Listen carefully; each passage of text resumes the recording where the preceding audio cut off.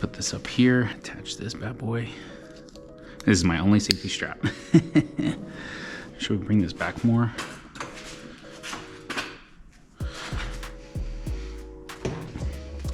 You can't even see the dang car. All right, let's try this.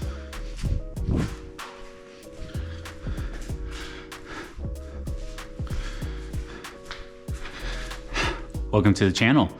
Today, we are changing the supercharger oil on my FRS. It is a Rotrex Supercharger with the Jackson Racing Supercharger kit. I have the C38.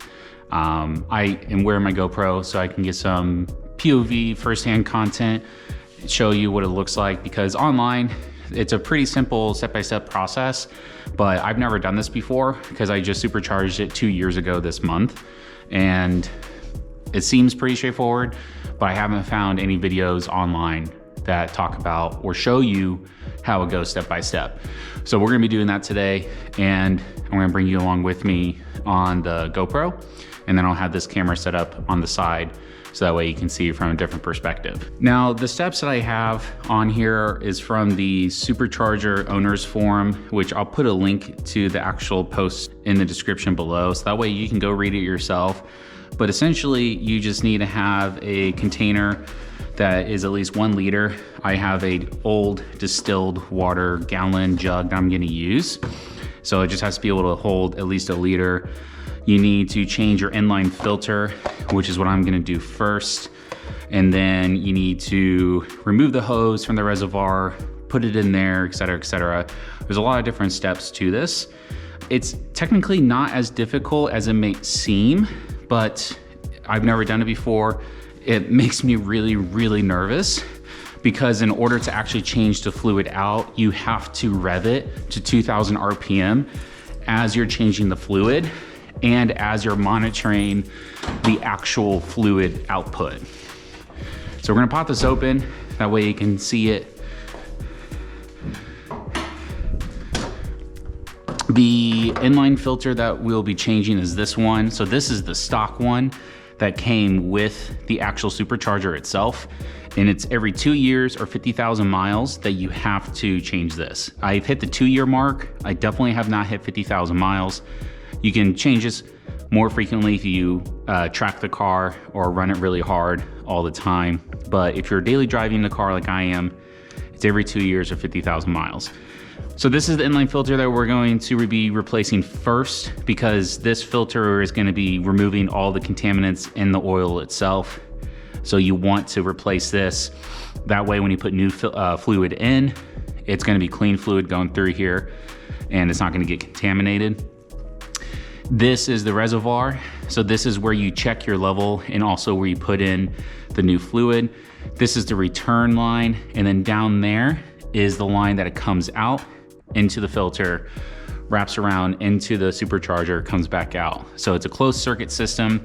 It's not using anything from the engine itself, but in order to pull the fluid, the car has to be revved at 2000 RPM. And that's what you have to do whenever you're checking the fluid. And then this is also when you have to do it again, is changing the oil. So all we have to do starting off is unclamp this from either side, pull these off, and get the new filter in. We will have to unstrap it though from its holder, and then we have the new one. Now the new filter looks different from this. This is a plastic filter, but the new filter that we have, or the one that you would get when ordering it, is gonna be a metal filter. So don't be alarmed. It is still the same filter. It's a magnetic inline filter, which I can show you over here. This is the filter itself. Go ahead and bust this out. And like I said, it's metal. Now it does tell you which direction it needs to go. So if I can get this to focus here, it needs to go this direction, which when you're looking at the old filter, it has this little arrow right here on this piece of paper that's coming undone. The flow goes this direction. So this will sit this direction. Just make sure the arrow is pointing towards the front of the car, not the rear of the car. And the great thing is that the Rotrex filter, not the filter, but the fluid that you get, it's the XX150. This is the original one. This traction fluid is directly from Rotrex themselves. I obviously buy my stuff from Jackson Racing, so they sell the OEM stuff that you need, and it comes with a funnel, because you will need the funnel to get it into the reservoir. So this little cardboard funnel is all that you need. If you prefer to use an actual funnel, you can, but then it also tells you on here how to check your level. So this is gonna be at the very end when we check the level. I do have this one left over, so you actually won't use the entirety of the oil itself. You'll use about 85 to 90% of the fluid. So this is 1 liter or 1.05 quarts. Technically, I could just put that line into this and fill it up till it hits the 1 liter mark, because I still have this container. So when you put in the new filter, not the new filter, the new fluid, you will use it up to about down here in the last hash mark.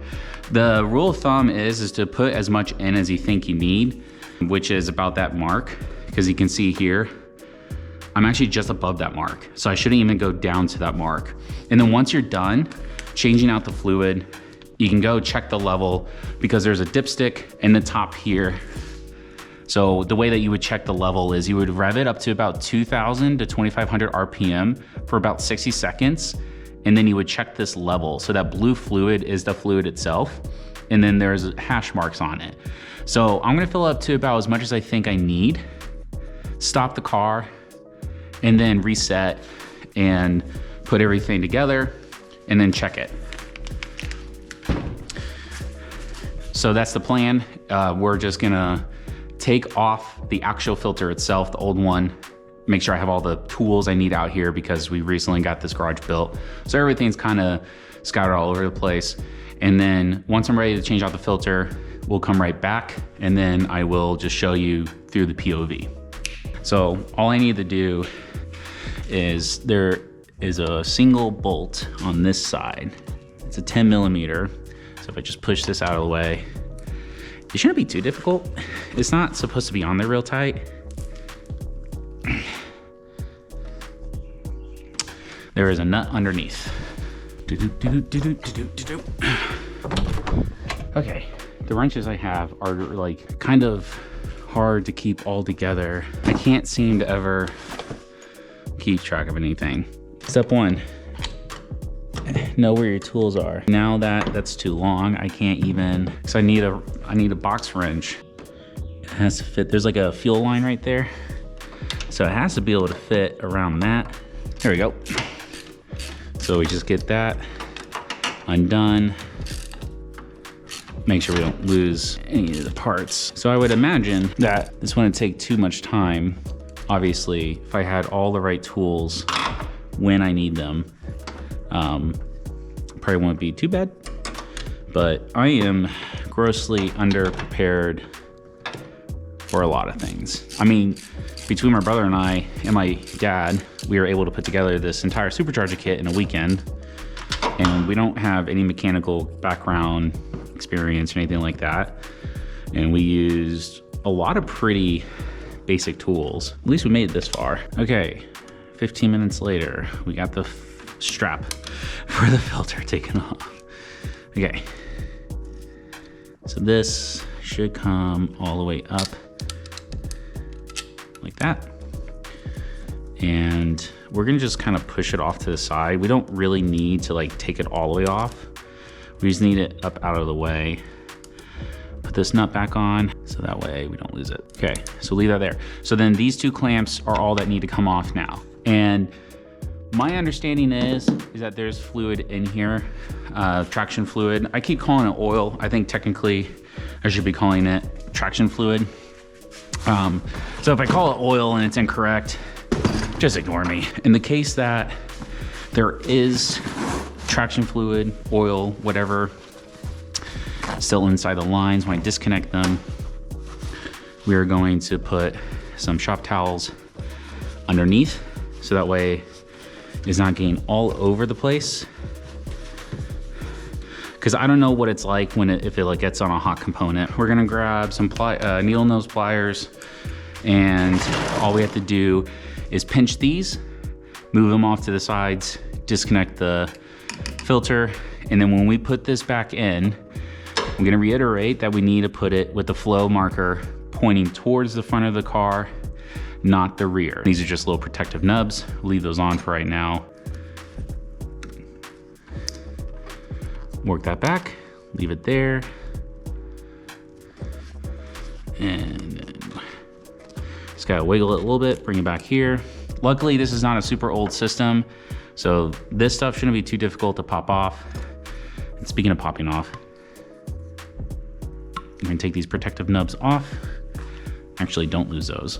I don't want them just falling anywhere. Cool, so again, we're gonna go this direction with the flow marker. And we're gonna tilt this up a little bit and try to like twist it, break that loose, twist and pull, just gently. And it's making its way ever so slightly. I'm just waiting for like a big burst of fluid to come out. I've never done this before. And this other hose right here, that's like wiggling around, this is the return line that comes back to the top. Just as an FYI, in case you're curious. Near the end. Okay, no fluid came out. Doesn't mean it's not gonna happen. We'll just set that there and then we'll work on the other side. This should be a little bit quicker.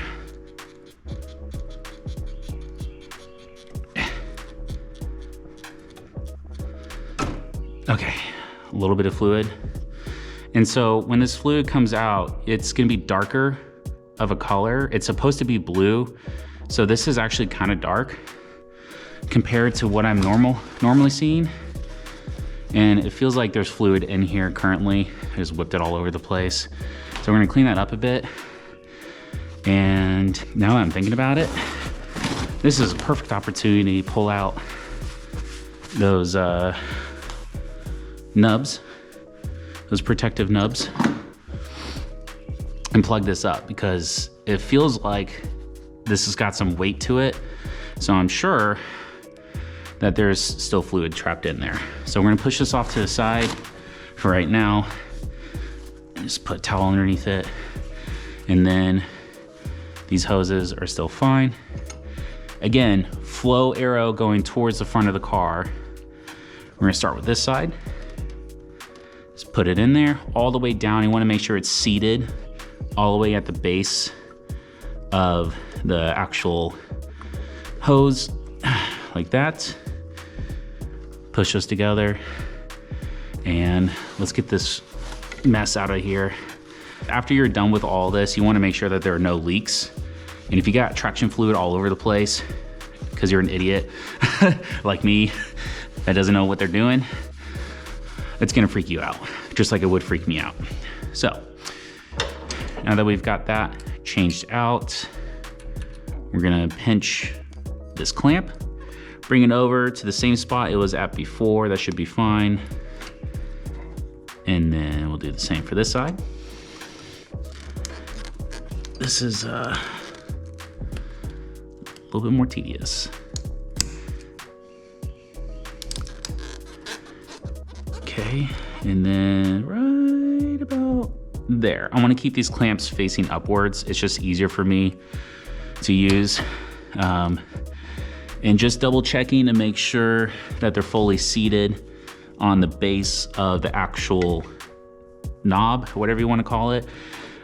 That's all good there. It's like a shark bite. It's got like the ridges on it and whatnot. So I'm sure there's a technical term for it that I'm obviously missing, but I'm gonna clean this mess up that I flung everywhere. Cool, so that's it for the filter change out itself. We'll just get this strap back in place, which will probably be a little bit more tedious because now I have to get this underneath. Cool, threads look fine. That looks good. I'm gonna push this underneath and this goes straight down like that. It does sandwich together. So if you can see that, it sandwiches like this, the strap itself, and then pushes down like that. So that's what's holding it in. There we go. I think I got it. We're gonna tighten this down now. The instructions don't specify any sort of torque for this, but Just don't be crazy with it. Don't ugga it too much. You don't want it to strip. So you will need a 10mm wrench for the bottom section, and then a deep socket, 10mm, or a 10mm on an extension up top will make your life a little bit easier, because in that way the ratchet's clearing the filter. Okay, so now that we got it tight, we just snug it a little bit.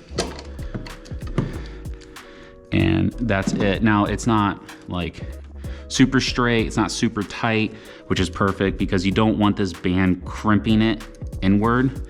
And the nice thing is this is metal, so this is a little bit more sturdy than the plastic one we took off, but you just want a little bit of wiggle room because all this strap is doing is making sure it doesn't fly all over the place. You don't need to tighten it down super tight. So the next part that we're gonna have to do is we're gonna have to have a catch container, preferably something smaller than a gallon jug. It just has to be able to hold at least 1 liter. This is the return line. So the way that this works is it goes down, it goes through this line, through the filter, to the supercharger, back out the supercharger, and this line, which then, you can't tell, but this is it right here, snakes up to the top. So the idea is that you have this line disconnected into your catch container, which again, just has to be able to hold 1 liter. Preferably you want it to be clear because then you can see the color of the fluid. So when the fluid came out of the old filter, it was a little bit darker. It looked kind of green. The fluid is supposed to be blue. So actually when you open this up and check the fluid, this is more of a green tint, but the fluid starts off blue. So this is actually kind of dirty. And basically the idea is as you run the car, the fluid, it's gonna shoot out of this instead of into here, it's gonna go into here. And at the same time, you're gonna have your funnel here with the new fluid slowly pouring it in there as the fluid is coming out the other end. So it's pulling the fluid, and as you pour it, you have to pay attention to the color of the fluid and the amount of fluid that you have going in there. As you're about to finish this thing of fluid, you're gonna stop because the old fluid went just above the last hash mark here, which I believe is 100 milliliters. If I'm not mistaken, it's like in 100 increments. So there's like 100, 200, 3, 4, all the way up to 900. And obviously at the very tip top, that's 1 liter, right? So you're gonna get to the point where it's just below 200 and you're probably gonna stop. So you can stop whenever you think you're using up all the fluid that needs to be in there, or you can stop once you see clean fluid start going into your catch container. Those are pretty much your 2 options. I am going to try and stick with option 1, where I just use up the amount of fluid that I think is needed. And this is gonna be the most tricky and unsatisfying part of this entire fluid change. You are gonna need a second person to help you, because while you're pouring this fluid into the funnel, into the reservoir, holding this to catch the old fluid, you have to have the car running at 2,000 RPM, which is not a whole lot. This idles at about, I don't know, 900 RPM.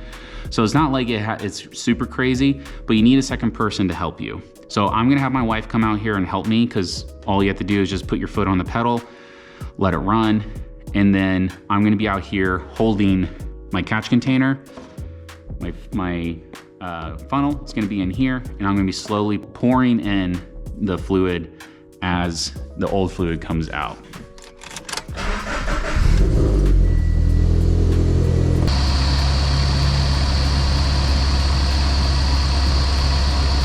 Okay, start revving it to 2,000. Just keep it at 2,000.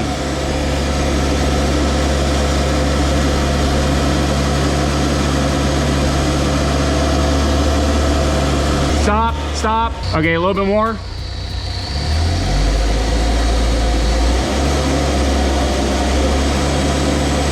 Cut it.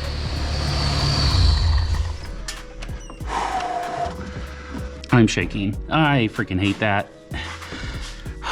You okay? Yeah. Whew. I see you shaking all the time. Are you okay? Yeah. No, I hate this. Oh my God. Whew.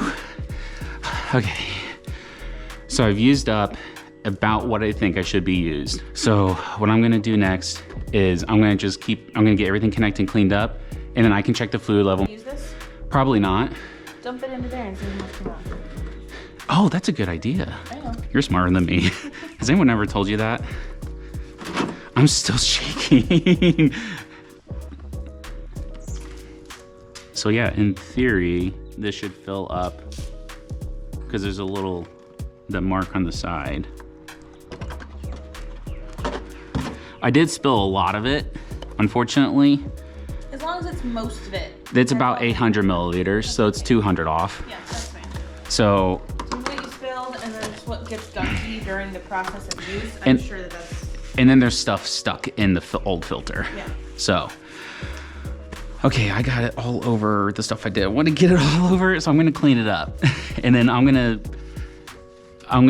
check the level here momentarily. When you check any dipstick, you wanna have a towel ready to wipe it off and check it. Hold on. One more time.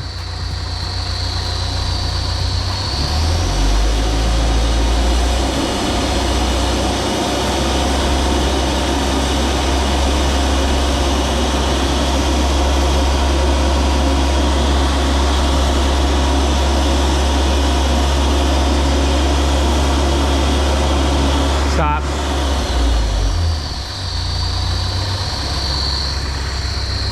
Go ahead and turn it off. Whew. Thanks. It's just below the max line. So that's perfect.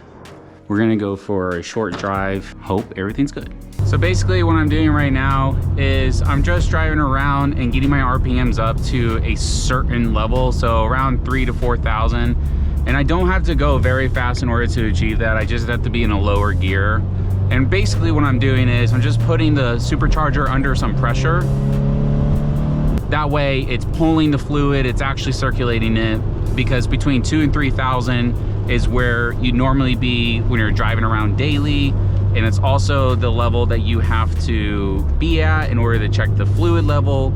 And now we're down to 25 miles an hour because school zone, but I'm still between 2,000 and 3,000 RPM during this time. So I'm doing this for my own sake, for my own sanity. This isn't absolutely required. I'm just doing this because I want to make sure, like, when I get back home, I'm gonna pop the hood, look at everything, just visually inspect, make sure there's no leaks, make sure there's nothing like wrong.